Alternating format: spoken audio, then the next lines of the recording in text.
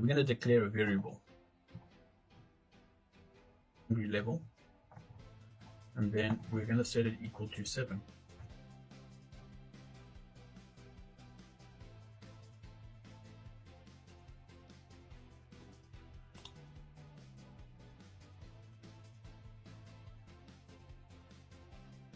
Oh, sorry, hunger level, not hungry level. There's a spelling error there. Okay. Right now it says write an if-else statement using comparison operator. The condition should check if the hunger level is greater than 7. If so, the conditional statement should log time to eat. Otherwise, it should log we can eat later. After you press run, play around with the condition by tweaking the comparison of hunger level by using different operators such as smaller than equal to, greater than equal to, greater than, and smaller than.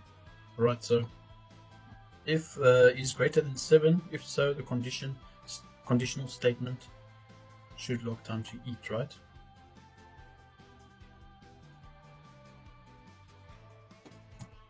Okay, so first you start off with your curly braces, if, then your parentheses. So if hunger level, remember camel casing on the second word, and then hunger level is greater than 7. So if is so, curly braces, console.log time to eat.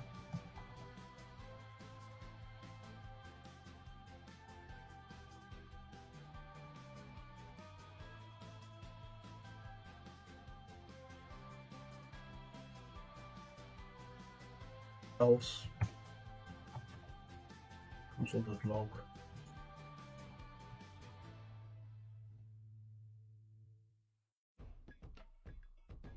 you can eat later.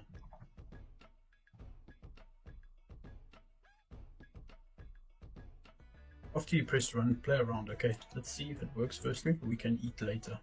As you can see, it works perfectly. All right. Okay, so like now what we can do, let's play around with the condition. Let's set it equal to 7. Let's see what happens.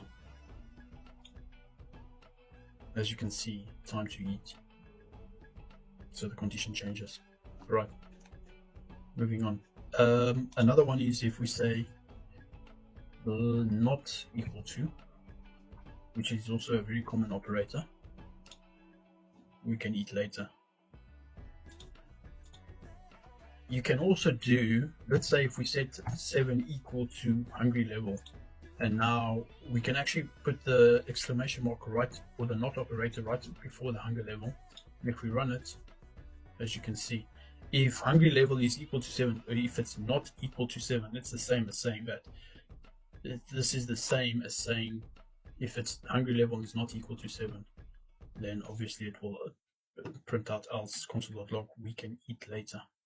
Right, so those are just different ways that you can change the conditionals to your liking, or maybe better use cases in different forms and so on.